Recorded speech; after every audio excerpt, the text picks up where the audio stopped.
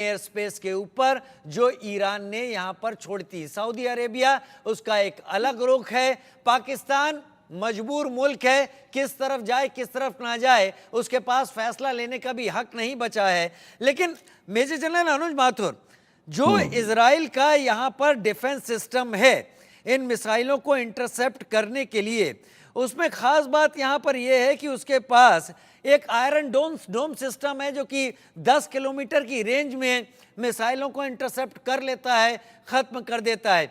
इसके आगे यूएस और अमेरिका का जो जरिए बना हुआ डेविड स्लिंग है जो कि करीब 15 किलोमीटर है, उससे ऊपर की रेंज में रोक लेता है, या फिर एरो सिस्टम्स हैं। लेकिन इसके बावजूद अगर ईरान पेनिट्रेट कर रहा है तो क्या ईरान टारगेटेड लोकेशंस या फिर इजराइल की आम जनता, जैसे हमास ने हमला किया था वहां पर हमला करके ज्यादा नुकसान पहुंचाकर एक बड़े वॉर में तब्दील करने की सोच रहा है या कर सकता है? देखिए राजीव, मैं आपको एक बात बताता हूं कि इस लड़ाई का रुख क्या होगा। इनिशिएटिव जो है वो मेरे को लगता है इजराइल के हाथ में है। ईरान जो है वो सिर्फ रिएक्ट कर रहा है। पहले उन्होंने सुलेमानी के असैसिनेशन को रिएक्ट किया, फिर उन्होंने कोशिश करी कि इस्माइल हाइने के असैसिनेशन को, या सीरिया काउंसलेट के अटैक को जो अप्रैल में हुआ था।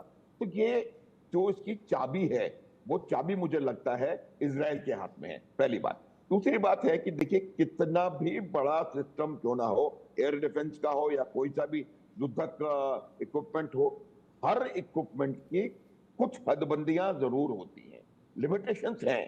तो अब इतना ज्यादा क्वांटिटी में और सुपरसोनिक हाइपरसोनिक मिसाइल्स का फायर होना, तो कहीं ना कहीं संभावना बनती है कि वो आयरन डोम को या दूसरे सिस्टम को भेद करके कुछ मिसाइल्स अपने टारगेट के ऊपर पहुंचे। और लड़ाई, आफ्टर ऑल ईरान भी लड़ाई लड़ने के लिए ही आया हुआ है। अगर उनके तमाम हमले पूरी तरह नाकाम हो जाएंगे तो फिर तो ये एक तरफा राजीव युद्ध हो जाएगा। मेजर माथुर, मुझसे कहीं ज्यादा हाँ, अनुभव आपका है। हाँ, अगर हाँ। जमीनी लड़ाई नहीं होती है तो यह हवाई लड़ाई तो हवाबाजी से ज्यादा कुछ हो ही नहीं सकती। बिल्कुल बिल्कुल राजीव, मैं यही बताता रहा हूं आप लोगों के चैनल के माध्यम से आपके दर्शकों को कि ये अट्रिशन वॉर है। और इसमें क्या होता है कि जब तक कांटेक्ट वॉर नहीं होगी, नॉन कांटेक्ट वॉर आपको दुश्मन के ऊपर कैजुअलिटीज दिलवा सकता है। इसका उद्देश्य अट्रिशन वॉरफेयर का ये होता है कि आप शत्रु के ऊपर इतना अट्रिशन लगाएं, मैन, मटेरियल और मोरल, तीनों चीजों में, कि वो कैपिचुलेट करने के लिए या आपकी कंडीशंस को मानने के लिए बाध्य हो जाए। यही यही एक चीज आप नॉन कांटेक्ट वॉर से या एट्रिशन वॉर से इसको हासिल कर सकते हैं। लेकिन जैसा कि गाजा में हुआ, जब तक ग्राउंड वॉर नहीं होगा, जब तक ग्राउंड एक्शन नहीं होगा, आप फिजिकल विक्ट्री नहीं पा सकते। ये बिल्कुल निश्चित है। गाजा उन्होंने जीत लिया है। अब थोड़े दिनों में आप देखेंगे कि हिजबुल्लाह के ऊपर ऐसे जबरदस्त जमीनी हमले होने वाले हैं, और ईरान के प्रॉक्सीज थोड़े समय में आपको नजर आएगा कि बहुत ज्यादा डिग्रेड हो चुके हैं। इनफैक्ट ऑलरेडी हो चुके हैं, क्योंकि प्रॉक्सीज की जो ताकत है उसमें दो तीन चीजों का होना मिश्रण होता है। लीडरशिप होती है, कम्युनिकेशन, कमांड कंट्रोल एसेट्स होते हैं, और युद्ध करने के लिए फिजिकल आपके पास रॉकेट्स, मिसाइल्स होते हैं। आज की तारीख में हिजबुल्लाह की पूरी लीडरशिप को लगभग समाप्त कर दिया गया है। 70,000 रॉकेटों को तबाह कर दिया गया है। और उनके कम्युनिकेशन के सिस्टम, आज की तारीख में हिजबुल्लाह का कोई भी लीडर किसी भी रेडियो सेट को हाथ लगाने के लिए तैयार नहीं है। इतना खौफ उनके अंदर है कि पता नहीं कौन सा रेडियो सेट कब फट जाएगा और एक बम बन जाएगा वो। तो मेरा ये मानना है कि जहां तक सवाल नॉन कांटेक्ट वॉर का है, नॉन कांटेक्ट वॉर के लिए इजराइल जो है अमेरिका के साथ की मदद से, ईरान से और उसके प्रॉक्सीज से कहीं आगे है, टेक्नोलॉजिकली, क्वांटिटेटिवली एंड क्वालिटेटिवली। तो ये आप देखेंगे कि जो इनिशिएटिव रहेगा वो इनिशिएटिव इजराइल के पास रहेगा, और सही समय पर at the time and place of their choosing इसका माकूल जवाब दिया जाएगा ईरान को।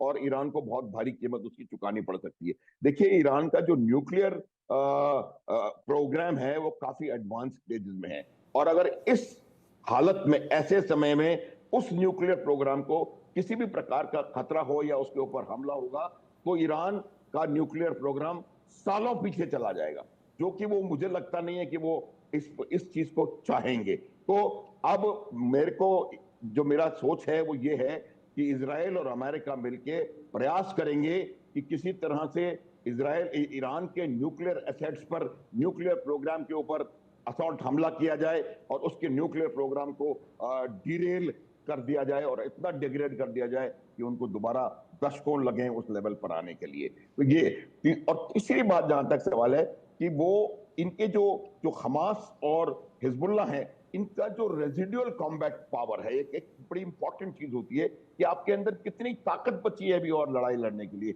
वो रेजिडुअल कॉम्बैट पावर को इन्होंने बहुत हद तक डिग्रेड कर दिया है, और आज की तारीख में इनके पास, हमास के पास और हिजबुल्लाह के पास रेजिडुअल कॉम्बैट पावर हर महीने में, तीन चीजें मैंने बताई थी, तीनों महीनों में बहुत कम रह गई है। तो अब आप देखेंगे कि ईरान को पर फोर्स डायरेक्ट इन्वॉल्व होना पड़ेगा, और वो हो गया है, लेकिन इसकी उसको कीमत बहुत जी। भारी चुकानी पड़ेगी। मुझे लगता है कि अगर इसमें अमेरिका डायरेक्टली आता है कूद करके, तो ये बहुत बड़ा रुख, बहुत नहीं, बड़ा जो आयाम जानकारी हम तक अख्तियार सामने करेगा। आ रही है मेजर अनुज माथुर, उसके मुताबिक हाँ, जो इजराइल अमेरिका के डिस्ट्रॉयर्स वहां पर मौजूद हैं, उन्होंने भी इस अटैक के दौरान इन मिसाइलों को डिस्ट्रॉय करने के लिए अपनी तरफ से मिसाइलें फायर की हैं, और उन्होंने भी इस कंडीशंस को कंट्रोल करने में अपनी अपनी जिम्मेदारी वहां पर निभाई जरूर है। बिल्कुल। मेजर मोहम्मद अली शाह मेरे साथ जुड़े हुए हैं। मेजर शाह, इजराइल ने अपने टैंक्स लेबनान के बॉर्डर पर फिक्स कर दिए हैं।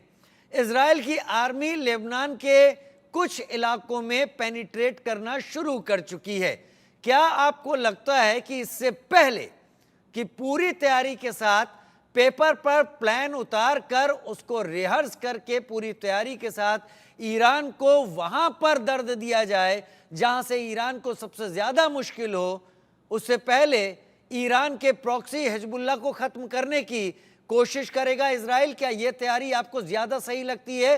क्योंकि जमीनी तौर पर तो हिजबुल्लाह तक पहुंचना ज्यादा आसान है इजराइल के लिए।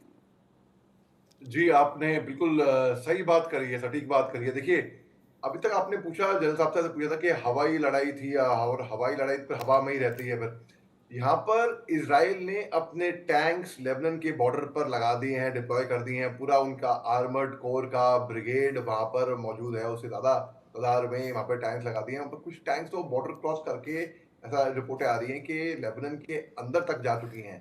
तो ये, इसको हम देख रहे हैं कि देखिए, जभी भी ज़मीनी कार्रवाई टैक्टिक्स के मुताबिक होती है, तो जल्दबाजी में नहीं होती है, जोश में नहीं होती है, बिना प्लानिंग के नहीं होती है। ज़ाहिर-सी बात है, इसमें बहुत सारी प्लानिंग लगी होगी, रिहर्सल भी हुई होगी, और अगर ये ज़मीनी लड़ाई शुरू हो गई, तो बहुत गंदा तबातोड़ हमले होंगे।